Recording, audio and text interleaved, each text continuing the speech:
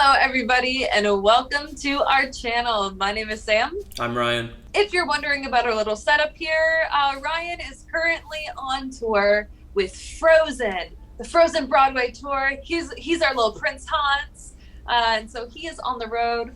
Ryan, tell us where you are. Currently, I am in Dallas, Texas. It is awful here. I hate it.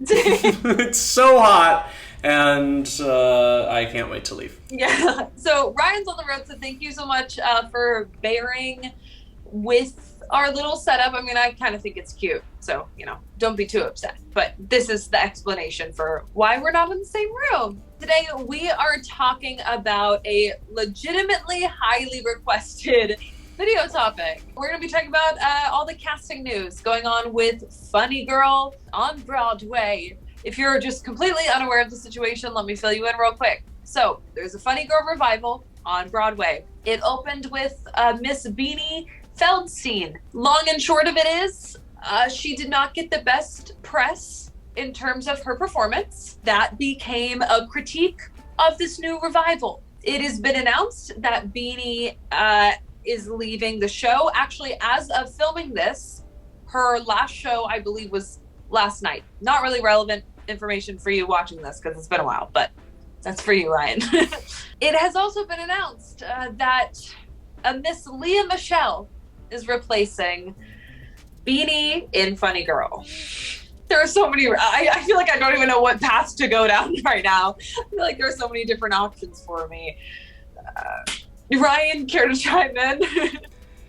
Yeah, so I'll say two things right off the jump. First of all, I'm going to kind of share a thesis that will articulate why I think this is worth talking about. But Lea Michele takes up no space in my mind, takes up no space in my heart, and is not going to take up much time on my tongue either. I have no interest in talking about this person. This video is not an indictment on Lea Michele. Who has time? There's plenty to indict, and frankly, her track record speaks for itself. The reason that I wanted to make this video is because I am noticing an upsetting trend in the entertainment industry, apart from the fact that the industry continuously casts with almost sociopathic disregard really crappy people. The trend that I'm noticing separate from that is that producers are listening to the internet. And that is insanely foolish because people on the internet, and this is true, it's been studied, are idiots. This to me stinks of internet troll culture becoming truth. The troll to truth pipeline.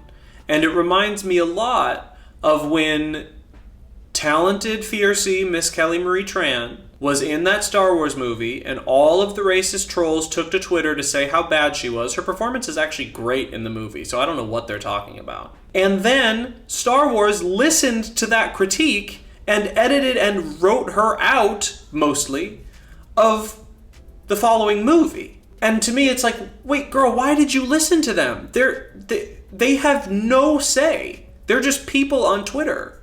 You are the producer. You make the choice. Your choice should be based on merit and based on experience. You shouldn't be listening to teenagers on TikTok. I see why you would make that comparison because this whole Lea Michele being in Funny Girl conversation on the internet started as a joke because Lea Michele arguably is most publicly known for Glee. In Glee, her character, Rachel Berry, is obsessed with Funny Girl, and it's her dream role. It's such a major plot line in her character story that it's become its own meme. So, of course, when the Funny Girl revival was happening, people were, even before the actual cast was announced, people were throwing out all these like Lea Michele jokes or like let's cast Rachel Berry jokes. But we all assumed Lea Michele was far too canceled because she had been publicly called out for her on-set horrible behavior in the past to be cast in this show and in this revival. That's not the case, because the second it was announced that Beanie was leaving, very quickly after that, it was announced that Lea Michele would be her replacement. And I think that largely happened because it was like impossible to not see Lea Michele's face come up when you're looking up Funny Girl on the internet. But it started as a joke, and it feels like it somehow got taken seriously. Right. Well, and like all of this is coming from the internet. Beanie Feldstein's poor reviews came from the internet. Whether or not she was good in this role is subjective. It's art. A couple people saw her and didn't like her performance and put that on the internet. And then other people who don't know how to form their own opinions turned to the internet to decide how they felt that day, saw that someone else had said that she's bad, so they globbed onto that and also said that she was bad. And then producers looked at the internet and said, oh no, everyone thinks she's bad, even though it's not everyone. It's 10 people on Twitter and then 100 people who decided that they have the same opinion because they don't know how to think for themselves, because the internet makes all of us worse. So strike one is the fact that they made a choice about their leading lady based on unprofessional people's unprofessional opinion on social media, a place that galvanizes people to make a lot of noise and get a lot of attention but not put a lot of thought into their opinions. And then their second strike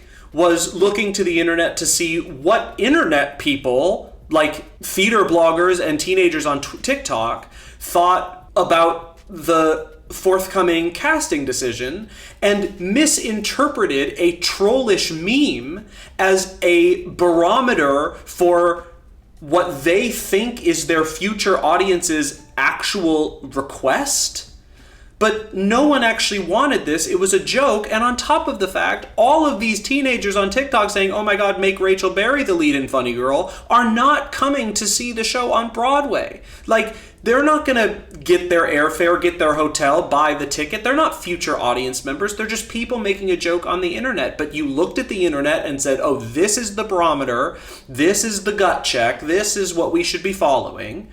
And they made their decision based on what the internet said. The internet should have nothing to do with decisions that are made about professional entertainment. Leave that up to the professionals. Absolutely. That is the tea. It blows my mind, and the situation is so confusing to me, because to me, the producers traded poor reviews online for worse critiques online. Everything I've seen is bad. Like bad opinions about this casting decision, about what this is potentially going to do to the work environment at the show. I feel for the company of Funny Girl. It blows my mind that in this situation, the producers, in one way or another, decided to listen to the internet instead of on-paper critiques of Lea Michele's work behavior from previous productions.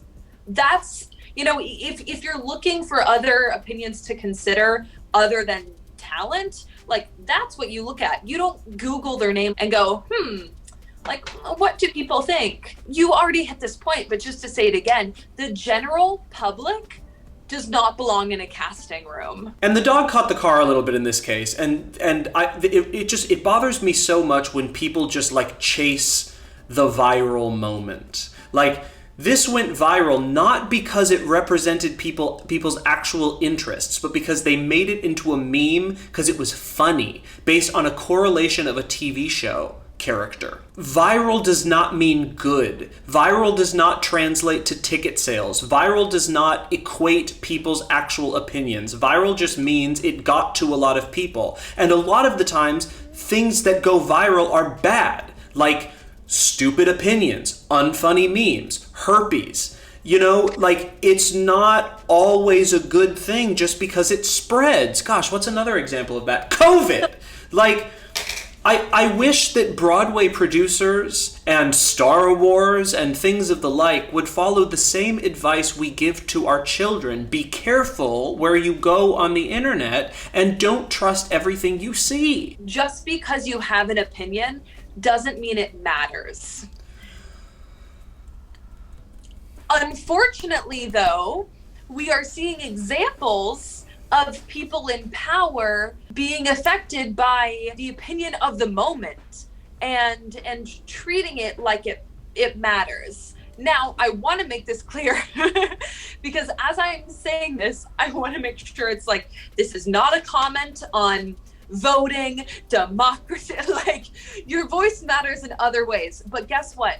That conversation is around like democracy and human rights issues. It's not about art. Art is subjective. Casting decisions are like, if you're not a producer and you're not a casting director, guess what? It's not your job. Everyone's voice matters sometimes, and everyone's voice doesn't matter all the time. The willingness for major production companies to make major producerial decisions based on the whims of a social media moment is a despicable trend that is very worrying for me as someone in the entertainment industry. I do not want my future casting decisions to be affected by what some people are saying on TikTok, because they don't know shit.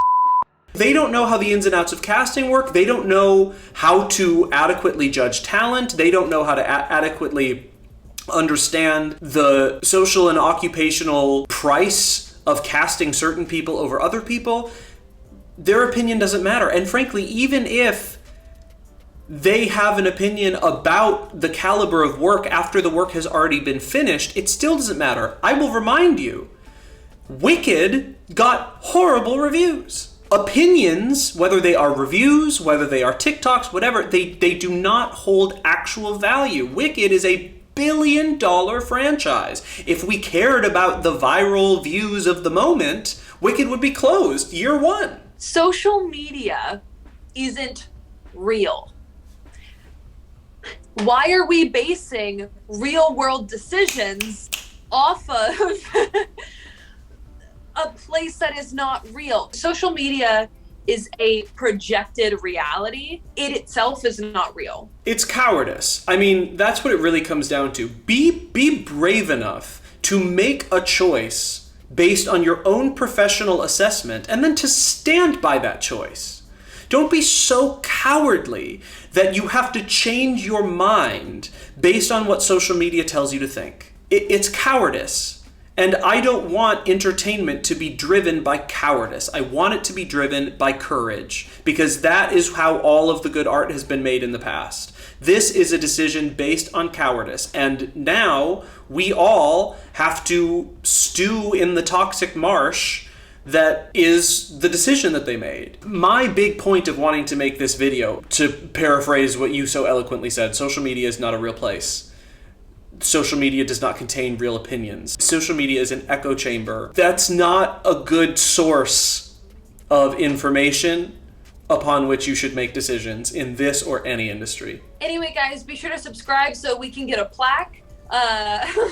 Except YouTube. YouTube is great. Yeah, except for this here. This is real, baby. We are great, and casting decisions should definitely be made based on our opinions. Like, you should put Ryan McCartan in everything.